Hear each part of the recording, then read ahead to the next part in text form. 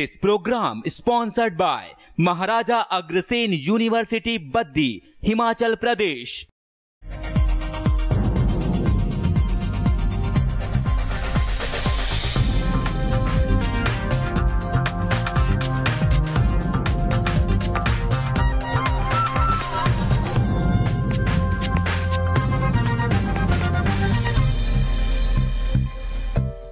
नमस्कार, मैं हूं अतुल सिंघल। स्वागत है आपका हमारे खास कार्यक्रम नमो इम्पैक्ट में।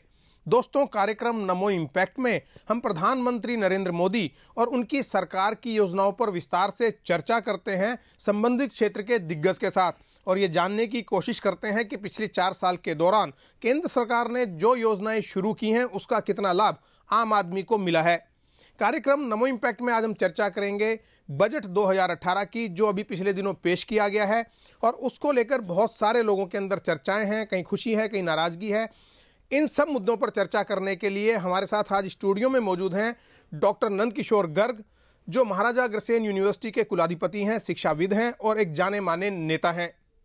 डॉक्टर साहब, कार्यक्रम नमो इम्पैक्ट में आपका बहुत बहुत स्वागत है। नमस्कार डॉक्टर साहब, हम आपसे बातचीत का सिलसिला जारी रखेंगे, लेकिन उससे पहले हम देखते हैं कि क्या प्रावधान किए गए हैं बजट के अंदर, और जेटली जी के पिटारे से इस बार क्या क्या निकला है लोगों के लिए। नरेंद्र मोदी सरकार ने देश की शिक्षा व्यवस्था सुधारने की दिशा में बजट में बड़े कदम उठाए हैं।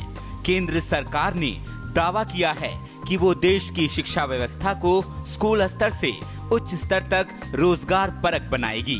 अप्रैल से देश भर में कक्षा 1 से 12वीं तक समान शिक्षा व्यवस्था लागू होगी। इस साल के बजट में सरकार ने स्कूली शिक्षा पर 50,000 करोड़ रुपए खर्च करने का फैसला किया है, जबकि उच्च शिक्षा का ढांचा मजबूत करने के लिए 35,000 करोड़ रुपए खर्च किए जाएंगे। पिछले वर्ष के मुकाबले शिक्षा बजट में 4% का इजाफा किया गया है। सरकार ने शिक्षा की गुणवत्ता पर खास ध्यान दिया है, जिसके तहत 13 लाख अध्यापकों को प्रशिक्षण दिया जाएगा। सरकार स्कूलों में ब्लैक बोर्ड की जगह डिजिटल बोर्ड लगाएगी। उच्च शिक्षा के क्षेत्र में सरकार 1000 प्रतिभाशाली बीटेक छात्रों को IIT में PhD करने के लिए प्रधानमंत्री स्कॉलरशिप प्रदान करेगी। उच्च शिक्षा के लिए छात्रों को कम दरों पर शिक्षा के लिए लोन दिया जाएगा। नेशनल ट्रेनिंग प्रोग्राम के तहत देश भर में 50 लाख युवाओं को ट्रेनिंग और स्कॉलरशिप मिलेगी। इस साल देश में 18 नए IIT और NIIT खुलेंगे। देश भर में 24 नए मेडिकल कॉलेज खोले जाएंगे। सरकार ने कहा है कि जो उच्च शिक्षा संस्थान अर्हता पूरी करते हैं, उनको विश्वविद्यालय का दर्जा दिया जाएगा। डॉक्टर साहब, आपने देखा कि इस बार जो बजट है उसके अंदर काफ़ी सारे प्रावधान किए गए हैं, और शिक्षा, स्वास्थ्य और सफाई, इन चीज़ों पर खास ध्यान रखा गया है। शिक्षा के लिए 1 लाख करोड़ का बजट रखा गया है, लेकिन अगर हम इसको आंकड़ों को तुलनात्मक दृष्टि से देखें तो पिछले साल के मुकाबले कुल 4% का इजाफा है। आपको लगता है कि ये 4% का जो इजाफा है बजट के अंदर सफिशिएंट है, काफ़ी है? मैं समझता हूँ कि मोदी जी के 4 साल में जो खासियत ये है कि बजट कितना की आंकड़ेबाजी से लेआउट कितना है और रिजल्ट कितने आए, उसके ऊपर फोकस होने से जो पैसा बर्बाद हो रहा था, जो लीकेजेज थी, जो राजीव गांधी के शब्दों में कहें तो 15% पहुंचता था डिजर्विंग लोगों तक, 85, तो मोदी जी के आने के बाद ये सब चीज़ें रुकी हैं। इसलिए उतने ही पैसे में या 4% ज़्यादा पैसे में भी रिजल्ट ज़्यादा आएंगे, ये पिछले हमारे 3.5 साल के एक्सपीरियंस बताते हैं। आखिर 70 साल के अंदर भी 1 लाख स्कूल ऐसे थे जहाँ लड़कियों के लिए शौचालय नहीं था जी। आखिर सरकारें सब आई, बीच में हमारी भी आई, मिलीजुली भी आई, क्यों नहीं थे? तो हम पैसा खर्च करने के ऊपर ही बातचीत होती थी, मीडिया भी उन्हीं फैक्ट्स को लेता था। भाई ये बताओ ना, एग्जैक्ट हुआ क्या? अब मूल प्रश्न था इस देश के अंदर स्वास्थ्य ठीक रहे, शिक्षित हों, और शिक्षित वो हों जिनको रोजगार परक हो जाए, उसको कोई ना कोई काम करना आ जाए, या उसको इस प्रकार की नौकरी मिल जाए जिससे उसके घर वाले जो प्रतीक्षा करते हैं कि मेरा बेटा इंजीनियर बन के आएगा तो मेरे गरीबी दूर कर देगा, मेरे हालात ठीक होंगे। ये एक ट्रेडिशन चल रहा है। अभी भी एकल विद्यालय मैं थोड़ा उसमें जुड़ा हुआ हूँ, 1 लाख गांव आइडेंटिफाई किए थे हमने 15 साल पहले, जहां अभी शिक्षा का द्वीप नहीं पहुंचा था। तो हमने एनजीओ के माध्यम हम खुद ही उसमें बन के आज 50,000 गाँव तक पहुँचे हैं जी। परंतु बहुत लक्ष्य तो 6.5 लाख गांव हैं इस देश में। गांव के अंदर भी टोलाज हैं जो छोटा गांव बच जाता है एक्सटेंशन टाइप, उन सब में काम बढ़ाने के लिए मोदी जी एक पूरा सर्वांगीण विकास हो इस देश का।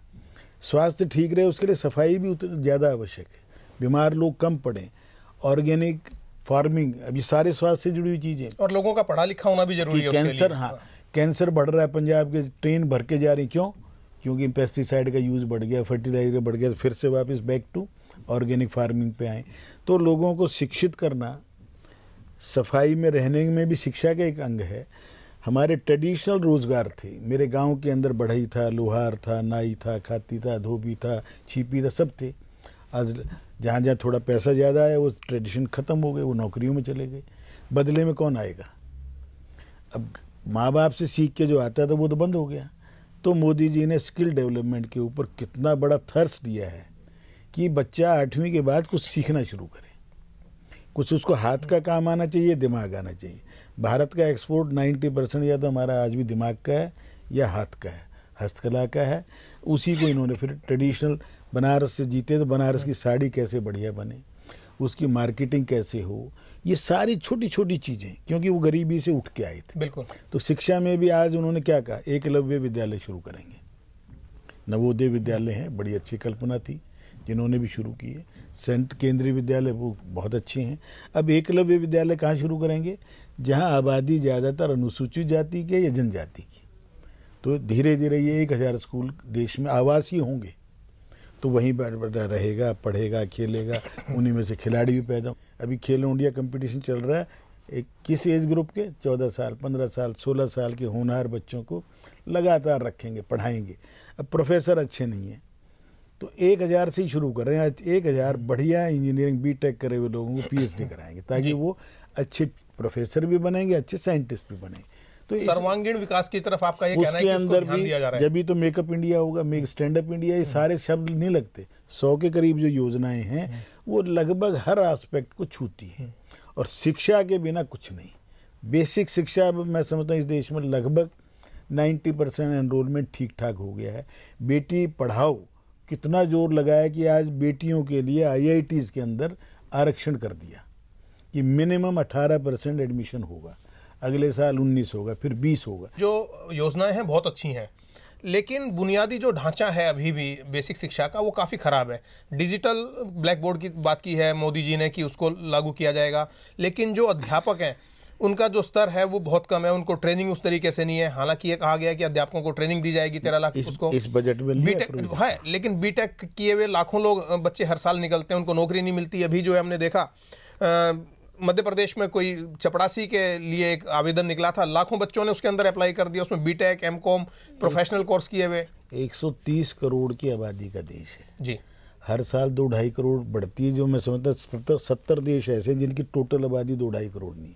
तो हमारी देश बड़ा है, समस्याएं भी बहुत हैं, कहीं से शुरू करेंगे? गिनती 1 से शुरू होगी। शिक्षा या तो प्राइवेट होती जा रही है, जो 40% स्कूल आज प्राइवेट हो गए जी, 60% सरकार के हैं। पहले जो 10% सामाजिक थे वो धीरे धीरे सिकुड़ते जा रहे हैं। मेरा मानना है शिक्षा के क्षेत्र में सामाजिक सेक्टर को एक अलग से रिकॉग्नाइज फिर से करो, उनको मान सम्मान दो, उनको प्राइवेट शब्द ना कहो। प्राइवेट कहने में प्रॉफिट शब्द आता है, लाभ के लिए, उसकी इज्जत घटती है। इसलिए सरकार को मैं मोदी जी से भी कहना चाहूँगा, अपने जेटली जी को भी, एक तीसरा सेक्टर है मजबूत था जो 50 साल पहले वही सेक्टर था। Hindu college, Kirorimal college, Ramjas college, Shri Ram college, education societies, वो सारी संस्थाएं थी जो पैसे के लिए नहीं थी। आज कौन आ गया? GD गोयन का आ गया, KR मंगलम आ गया, ये अमेठी आ गया, वो सब पैसे के लिए आ गए। लेकिन डॉक्टर साहब इसके अंदर कोई एक लकूना ये है कि जो भी ये संस्थाएं भी चलाती हैं स्कूल कॉलेज, तो कहीं ना कहीं किसी सोसाइटी की एड में चलाती हैं और उसको ये शो किया जाता है सोसाइटी चला रहा है। हम बेईमान हो गए कॉन्सेप्ट से ही। ट्रस्ट या सोसाइटी एक्ट में ही शिक्षा चल सकती है, स्वास्थ्य तो कॉर्पोरेट में जा सकता है। और सब 5 आदमी 10 आदमी मिलके अपना ट्रस्ट बना के, संस्था बना के, 7 आदमी भी संस्था बना, तो वे धोखा दे रहे हैं किसको? अपने को भी, सरकार को भी, जनता को भी। इसीलिए हमारी इमेज गिरती जा रही सबकी। और निश्चित तौर पर यह बात सामने लगातार आती है कि जो प्राइवेट कॉलेज, जिसको आपने कहा कि प्राइवेट, सबको प्राइवेट मान लिया जाता है और उनकी फीस जो है इस तरीके की है, और ये भी कहा जाता है कि माफिया का कब्जा है शिक्षा के ऊपर। खासतौर से स्कूलों में आप जाएंगे तो वर्दी भी स्कूल से लेनी पड़ेगी, किताबें भी स्कूल से लेनी पड़ेगी, कन्वेंस भी स्कूल से लेना पड़ेगा। होगा ना, एक तरफ तो वर्दी भी सरकार देगी, जूते भी देगी, खाना भी देगी, किताब भी देगी, सब कुछ देगी, फ्री देगी। दूसरी तरफ सब कुछ वहीं से लेना पड़ेगा। तो बीच के अंदर जो स्थान है, इसके बीच के अंदर जो मिलना चाहिए स्पेस, वो किसके पास हो? मैं बीच का आदमी होना चाहता हूँ कि मैं उतने फीस लेना चाह रहा हूँ जिससे मेरा खर्चा निकल जाए। तो उनके लिए रिकग्निशन मैं कह रहा हूँ धीरे धीरे समाप्त जो हो रही है वो फिर से आनी चाहिए।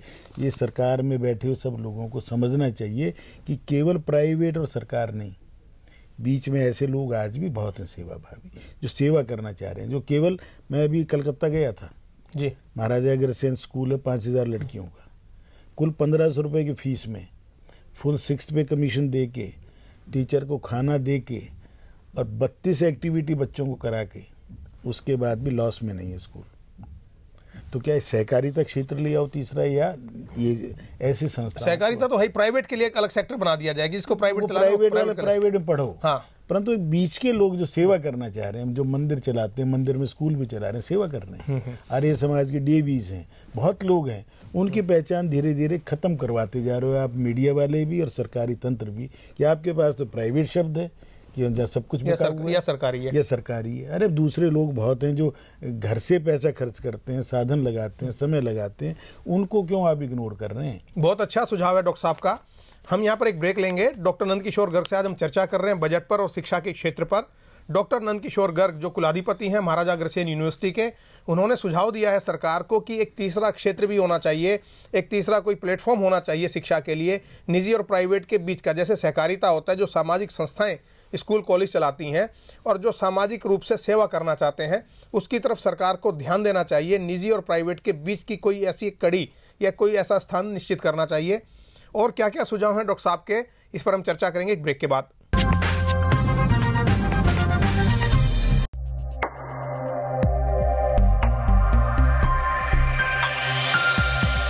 This program sponsored by Maharaja Agrasen university Baddi, Himachal Pradesh. Break के बाद आपका एक बार फिर से स्वागत है कार्यक्रम नमो इम्पैक्ट में। आज हम बात कर रहे हैं यूनियन बजट की और उसमें किए गए शिक्षा के प्रावधानों की। हम डॉक्टर नंदकिशोर गर्ग से भी चर्चा कर रहे हैं इन तमाम मुद्दों पर। उससे पहले हम आपको सुनवाते हैं कि क्या है प्रधानमंत्री नरेंद्र मोदी की सोच शिक्षा को लेकर। प्राथमिक शिक्षा के क्षेत्र में खास ध्यान न देने की वजह से प्राथमिक शिक्षा का पूरा सरकारी ढांचा लगभग ध्वस्त हो चुका है। इसे संवारने के लिए केंद्र को राज्य सरकारों के साथ मिलकर एक राष्ट्रीय मिशन शुरू करना चाहिए। वित्त मंत्री अरुण जेटली ने स्वास्थ्य और शिक्षा के लिए 4% सेस का ऐलान किया है। ये सेस इनकम टैक्स और कॉर्पोरेशन टैक्स पर लगाया जाएगा। अभी तक एजुकेशन के लिए सरकार 3% सेस वसूलती थी। At present, there is a 3% cess on personal income tax and corporate income tax, consisting of 2% cess for primary education and 1% cess for secondary and higher education. In order to take up the needs of education and healthcare and BPL, I have announced in Part A of my speech, to fund this, I propose to increase the cess by 1%. The existing 3% cess will be replaced by a 4% health and education cess to be levied on the tax payable. This would enable us to collect an additional rupees 11,000 crores. Cess लगाने को लेकर पूर्व में भी सरकारों की आलोचना होती रही है। जब पूर्व वित्त मंत्री पी चिदम्बरम ने शिक्षा पर जब सेस लगाया था, तब भी यूपीए सरकार की आलोचना हुई थी। इससे पहले मोदी सरकार स्वच्छ भारत के लिए भी सेस लगा चुकी है। For individuals, standard deduction is back, but long-term capital gains tax is also back. For the middle class earner and saver, one cancels the other. Actually, by way of long-term capital gains and the 4% cess, the taxpayers will pay the government rupees 31,000 crore more, whereas the gain through standard deduction will be only rupees 8,000 crore. बहरहाल दुनिया में एक ज्ञान अर्थव्यवस्था बनने के लिए शिक्षा क्षेत्र की दुर्दशा खत्म करना बहुत जरूरी है। इस क्षेत्र की सबसे बड़ी चुनौती है सरकारी स्कूलों में लगातार गिरता शिक्षा का स्तर। गनीमत है कि इस बार के बजट में ऐसी कई घोषणाएं मौजूद हैं जिनसे इस क्षेत्र की चुनौतियों पर सरकार की नजर होने का संकेत मिलता है। मध्यम वर्ग के लिए ज्यादा सेविंग्स, 21वीं सदी के भारत के लिए न्यू जनरेशन इंफ्रास्ट्रक्चर और बेहतर हेल्थ एश्योरेंस, यह सभी ईज ऑफ लिविंग की दिशा में ठोस कदम है। हमारा प्रयास है कि देश के हर 3 संसदीय क्षेत्रों के बीच, 3 पार्लियामेंट्री कॉन्स्टिट्यूंसी के बीच कम से कम एक मेडिकल कॉलेज अवश्य हो। डॉक्टर साहब, आपने देखा कि नरेंद्र मोदी जी ने अपनी सोच बताई। उनका कहना है कि किस तरीके से शिक्षा का प्रचार प्रसार होना चाहिए और सर्व शिक्षा अभियान की उन्होंने बात की। लेकिन एजुकेशन सेस भी लगाया गया इस बार, और एजुकेशन सेस से कहीं ना कहीं मध्यम वर्ग को लगता है कि एक बोझ और पड़ गया। और इसके अलावा एक सबसे बड़ा सवाल यह है कि इसका इस्तेमाल कैसे होगा और कहाँ होगा इस पैसे का।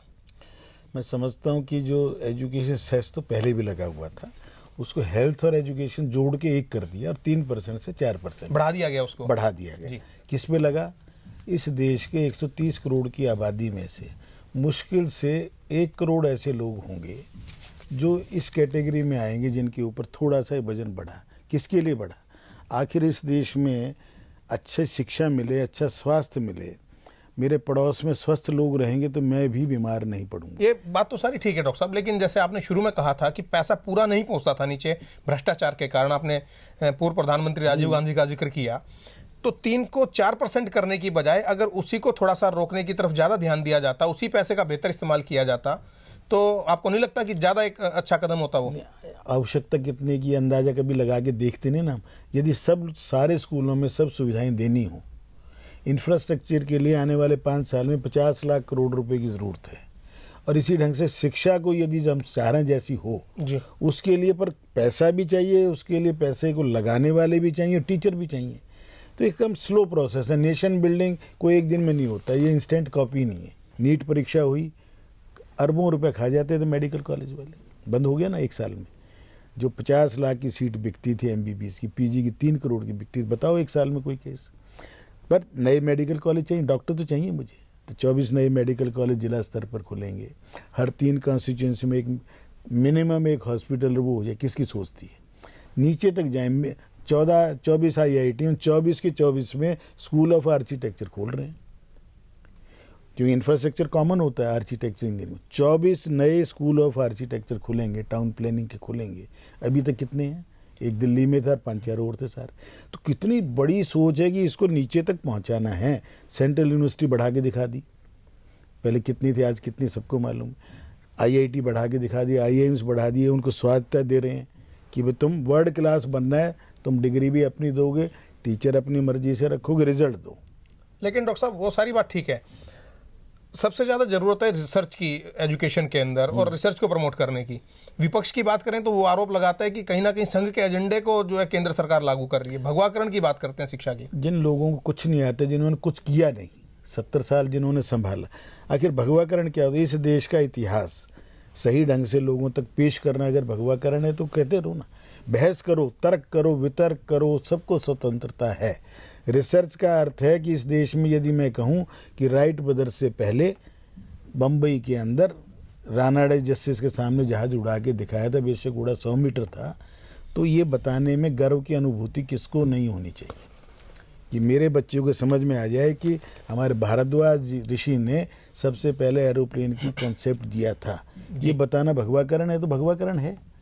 इस देश में अगर अपनी प्राचीनता के ऊपर गर्व करने वाले, हम सबसे बढ़िया आर्किटेक्ट टाउन प्लानर हैं। मोहनजोदड़ो की हड़प्पा की खुदाई से सिद्ध हो रहा है कि हमने कितनी बढ़िया बिल्डिंग बनाते थे। हमारा कंबोडिया का मंदिर हमारे लोगों ने बनाया, हमारे जाके 10वीं शताब्दी में, आज भी वर्ल्ड का सबसे बड़ा मंदिर है। उसका आर्किटेक्चर में देख के आया हूँ, उसकी लेआउट देख के आया हूँ, पानी कैसे निकलेगा, घोड़ा कहाँ से आएगा, कहाँ से महाराजा आएंगे, क्या, ये सब चीज़ें बताना, विश्वास पैदा करना है। अगर अपने लोगों में, यंगस्टर्स में भगवाकरण है तो मुझे कोई इतराज़ नहीं। भगवा कोई पाप का रंग नहीं है, हरा भी, हरियाली भी मुझे चाहिए, सफ़ेद शांति भी चाहिए, भगवा भी चाहिए, और वीरों का प्रतीक है, सूर्य का प्रतीक है। इसलिए ये जो शब्द आपके मीडिया, मतलब जो हमारे वेदों में, हाँ जी, मीडिया ने जो शब्द गढ़ रखे हैं उनका कोई औचित्य नहीं है। हमारा चरक साहित्य में हमारे सुश्रुत ने जो लिखे थे इंस्ट्रूमेंट, उसके एक नया सर्जरी का इंस्ट्रूमेंट पूरे विज्ञान ने बना के नहीं दिखाया जितने किताब में हैं। और ये मैं बता रहा हूँ अपने छात्रों को, तो उसको लगेगा नहीं मेरे पूर्वज भी महान थे, हमारे ऋषि रिसर्चर थे। उन्होंने पहले बताया था कि चांद पृथ्वी घूमता है, तो किसने माना था? पृथ्वी सूर्य के चक्कर लगाती है, तो गैलीलियो ने, कोपरनिकस ने कहा था उनको मारने की जान से फतवे जारी हुए, परंतु मेरे ऋषियों ने बता दिया था सूर्य 9 करोड़ 30 लाख मील दूर है, इतनी देर प्रकाश की किरणें आने में लगती हैं, चंद्रमा 30 दिन में चक्कर लगाते हैं, जिसके कारण से दिन रात हो रही है, सूर्य की सारी चीजें तीनों एट ए टाइम घूम रहे हैं। महाभारत में सूर्य ग्रहण का जिक्र था, तो इसलिए सारी चीजें, और रामायण में भी था, रामायण में, और उसके आधार पर काल गणना हो सकती है। हमारी काल गणना 1 सेकंड का 32वां हिस्से तक थी, और हमारा 4 युगों की कितने बार चित्रयुगी हुई है, 43,20,000 मल्टीपल करें तो हम थे महान। बीच में हम गुलाम रहे, अपनी कमजोरियों से रहे, वो गुलामी की मानसिकता से ऊपर आना है। हमें हर आदमी को कोई न कोई एक काम, जैसे इजराइल में दुकानदार भी रात को जाके फौजी बन जाता है, आवश्यकता पड़ती है तो पुलिस का काम भी करता है। 70 लाख की आबादी, मेरे पास 130 करोड़ है। ये समस्या नहीं है, इनका उपयोग करना, इनका उपयोग सही तरीके से होना चाहिए। और वही मोदी जी का लेआउट, मिडिल क्लास 70-80 लाख लोग हैं, 10% LT long term capital gain लगने में बिल आ रहे हैं। कितने लोग, अरे प्रॉफिट होगा तो टैक्स दोगे ना, भगवान करे मेरे को 10 करोड़ रुपये महीना बच जाए तो मेरे से ले लो 3 करोड़ रुपये महीना, मुझे कमाई में से देना है, वो कमाई में से देना है। गरीबी दूर हो, शांति जब ही होगी देश के अंदर। यदि ज़्यादा गरीब बढ़ जाएंगे और कुछ अमीर हो जाएंगे तो आपस में झगड़े बढ़ेंगे, टकराव रहेगा, लेनिनिस्ट माओइस्ट आ जाएंगे और देश को तोड़ने वाली शक्तियां प्रबल होंगी। आज 50 जिले ऐसे थे जो बहुत अति माओइस्ट इफेक्टेड थे, 10 उससे निकले हैं। ये साबित करता है ये कि रिजल्ट्स आ रहे हैं।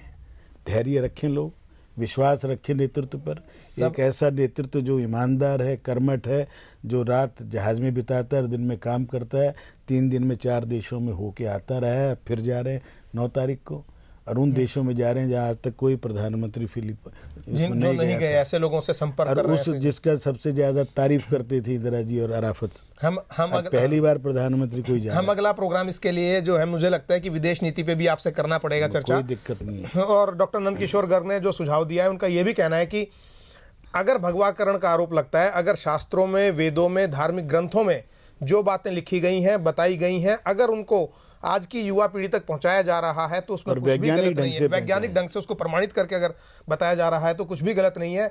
और ऐसे में अगर कोई आरोप लगता है तो वो आरोप लगे बेशक, उसको सहन करने के लिए RSS, BJP संघ सब तैयार हैं। और डॉक्टर साहब ने जैसे बताया बार बार कि किस तरीके से शिक्षा पद्धति होनी चाहिए, यहाँ पर हम एक पैकेज दिखाएंगे अपने दर्शकों को कि महाराजा अग्रसेन यूनिवर्सिटी में कैसी शिक्षा पद्धति चल रही है और क्या कुछ डॉक्टर नंदकिशोर गर्ग अपनी यूनिवर्सिटी को में अपने बच्चों को पढ़ा रहे हैं। उच्च शिक्षा के क्षेत्र में महाराजा अग्रसेन टेक्निकल सोसाइटी देश विदेश में अपनी पहचान स्थापित कर चुकी है। इस सोसाइटी के बैनर तले 1998 में Maharaja Agrasen institute of technology और Maharaja Agrasen institute of management की दिल्ली में स्थापना की गई थी। छोटे से कॉलेज से शुरू हुआ ये सफर अब एक बड़ी यूनिवर्सिटी में तब्दील हो चुका है। सन 2013 में तत्कालीन राष्ट्रपति प्रणब मुखर्जी ने हिमाचल प्रदेश के बद्दी में महाराजा अग्रसेन यूनिवर्सिटी का उद्घाटन किया था। आज इस संस्था के कॉलेजों में 8,000 से अधिक बच्चे शिक्षा ले रहे हैं। देश की राजधानी दिल्ली के शिक्षण संस्थाओं में Maharaja Agrasen institute of technology का नाम सबसे ऊपर आता है। बच्चों की ये पहली पसंद बन चुका है। संस्थान में नैतिक मूल्य वाली रोजगार परक शिक्षा पर जोर दिया जाता है। कॉलेज के अंदर बच्चों के सर्वांगीण विकास की तरफ खास ध्यान दिया जाता है। उनको हिंदू संस्कृति, सभ्यता और जीवन के मूल्य सिखाए जाते हैं। कॉलेज और यूनिवर्सिटी का शिक्षा सत्र हवन पूजन से आरंभ होता है। कैंपस में भारतीय संस्कृति से जुड़े तमाम कार्यक्रमों का अनूठे अंदाज में आयोजन किया जाता है। जनवरी में 15 दिन के लिए वसंतोत्सव प्रोग्राम मनाया जाता है, जिसमें नेताजी सुभाष चंद्र बोस जयंती, स्वामी विवेकानंद जयंती, सरस्वती पूजा और रक्तदान शिविर जैसे कार्यक्रमों का आयोजन होता है। मेधावी और वंचित वर्ग के बच्चों को कॉलेज की तरफ से स्कॉलरशिप देकर हर तरीके से प्रोत्साहित किया जाता है। छात्रों के सर्वांगीण विकास के लिए कॉलेज में टैलेंट हंट कार्यक्रमों का आयोजन भी किया जाता है। डॉक्टर साहब, हमने दिखाया कि किस तरीके से आप शिक्षा दे रहे हैं बच्चों को अपनी यूनिवर्सिटी में और अपने कॉलेज में। आखिरी सवाल आपसे चलते चलते ये है कि सर्व शिक्षा अभियान का और हर आदमी को एजुकेशन मिले, मैकाले की शिक्षा पद्धति खत्म हो, इन सब को खत्म करने के लिए क्या सुझाव आप सरकार को देना चाहेंगे, प्रधानमंत्री नरेंद्र मोदी जी को देना चाहेंगे, जिससे कि जो उनकी योजनाएं हैं वो सही तरीके से सही दिशा में आगे बढ़ सकें? मोदी जी इन सब चीज़ों में कि उनका अपना एक्सपीरियंस, जो खुद नरेंद्र थे, सन्यासी बनने गए थे, भगवान ने उनको प्रेरित किया, फिर से आए और मुख्यमंत्री रहे 13-14 साल, उनको बताने की आवश्यकता, वो तो जनता से खुले वो मांग रहे हैं, सुझाव मांगते हैं उनकी। और मुझे मेरे कॉलेज का एक स्टूडेंट, उनकी माई गवर्नमेंट ऐप बनाने वाले 4 में से एक मेरे अपने कॉलेज का, मेरा मतलब हमारे का कॉलेज का, हमारे एक स्टूडेंट्स ने अभी जो धुआं उठता था उससे कैसे शाही बनाई जा सकती, रंग बनाया जा सकता, तो वो नए इनोवेटिव चीज़ों को बढ़ावा दे रहे हैं। हैकाथॉन कराया हमारे पूरे देश की टीमों में, हमारी टीम भी अंत में आके 3री-4थी पोजीशन पे आई। तो वो केवल इतना ही करते रहें कि अपने ब्यूरोक्रेसी को कहें, सिस्टम को कहें कि ऐसी संस्थाओं को जो निस्वार्थ भाव से लगी हुई हजारों संस्थाएं हैं, 500-700 खराब वाली भी होंगी, उनके अंदर नीर क्षीर विवेक से अच्छी और बुरी की पहचान करें, और जो समाज के लिए लोग लगे हुए हैं उनके खूब ऑडिट हों। आज लोगों को लगता है कि सब भ्रष्ट हो गए हैं, सारे ही अपने लिए लगे हुए हैं, ऐसी बात आज भी नहीं है। हजारों लाखों लोग, 5000 ऐसे कार्यकर्ता संघ में हैं जिन्होंने जीवन दिया हुआ है, पढ़े लिखे हैं, सब टॉपर हैं, गोल्ड मेडलिस्ट हैं, तो उनकी पहचान पहली बार पद्मश्री पुरस्कारों में ऐसे लोग आ रहे हैं जिनका कोई जानता ही नहीं था, 90 साल के, 80 साल के, दूर दराज के गांव में कोई सांप का कांटा ठीक कर रहा है, कोई कैंसर ठीक है। इनकी पहचान, हर आदमी पहचान का तो भूखा है जी। रिकग्निशन चाहिए, रिकग्निशन देते रहोगे तो उस जैसे और पैदा होंगे। शहीद भगत सिंह इस देश को चाहिए, पर पैदा कौन करेगा? वैसे माँ बाप भी चाहिए, वैसा परिवेश भी चाहिए। तो आज उस परिवेश को बनाने में अनुकूलता लाने के लिए मोदी जी जैसे लगे हुए हैं, भगवान करे उनसे प्रेरणा लेकर ये 800 MP में से 101 लोग ऐसे और निकल जाएं, स्टेट में निकल जाएं, सब एक ध्येय कर लें कि आने वाले 10 साल केवल अपने लिए नहीं जिएंगे, केवल समाज और देश के लिए जिएंगे। उसके बाद ये देश अपने दौड़ेगा, कोई इसमें मुझे शक नहीं है इस देश की क्षमताओं पर। मैं यूथ में रहता हूँ, पिछले 50 साल से शिक्षा से डायरेक्ट इनडायरेक्ट जुड़ा रहा हूँ और बहुत एक्सपेरिमेंट किए हैं और उनमें सफलता प्राप्त की है, इसलिए संदेह कोई नहीं है। केवल एक अनुकूल पॉजिटिव वातावरण, पॉजिटिविटी लाने में मीडिया के सभी साथियों से आप समेत मेरी प्रार्थना है कि इस देश में सारे दिन न्यूज़ में नकारात्मक चीज़ें ना फैलाएं, अच्छी चीज़ें हो रही हैं उनको भी बराबर का टाइम तो दे दें आप, ताकि लोग अपना सोचेंगे कौन ठीक है कौन गलत है। निश्चय इस देश की जनता समझदार है, उसको बहकाना, उसको डराना, सारे दिन आतंक फैलाना, न्यूज़ वाले ज़्यादा आतंकी हो गए हैं। ब्रेकिंग न्यूज़, वो मर गया, उसने उसका ये कर लिया, वो अपहरण हो गया, वो बलात्कार हो गया। अरे इसके अलावा भी बहुत कुछ हो रहा है, ये दिखाओ, कितना दिखाना है उस पर थोड़ा संयम रखो। बहुत बहुत धन्यवाद आपका नमो इम्पैक्ट कार्यक्रम से बात करने के लिए। ये थे हमारे आज के अतिथि डॉक्टर नंदकिशोर गर्ग। उन्होंने बहुत सारे सुझाव दिए हैं। उनका ये कहना है कि जिस गति से नरेंद्र मोदी जी चल रहे हैं, समाज को दिशा दिखाने का काम कर रहे हैं, उस गति से वो चलते रहें, लोग उन पर अपना विश्वास बनाकर रखें और साथ में जो अधिकारी हैं, नौकरशाह हैं, उनको थोड़ा सा नरेंद्र मोदी जी निर्देश दें कि वो जो सामाजिक लोग हैं उनको प्रोत्साहित करने का काम करें। साथ में मीडिया से जो अपील की है डॉक्टर नंदकिशोर गर्ग ने कि पॉजिटिव और सकारात्मक चीज़ों की तरफ ध्यान रखें। हम आश्वासन देना चाहेंगे कि हम उनकी इस अपील का ध्यान रखेंगे। और हमारे इस कार्यक्रम में जो नीचे नंबर चल रहे हैं, आपका कोई सुझाव हो किसी भी प्रकार का कार्यक्रम नमो इम्पैक्ट को लेकर या बजट को लेकर, तो आप हमें व्हाट्सअप कर सकते हैं। अगले कार्यक्रम में हम फिर किसी नए अतिथि के साथ आपको मिलेंगे किसी नए विषय पर चर्चा करने के लिए। तब तक के लिए दीजिएगा इजाज़त। नमस्कार।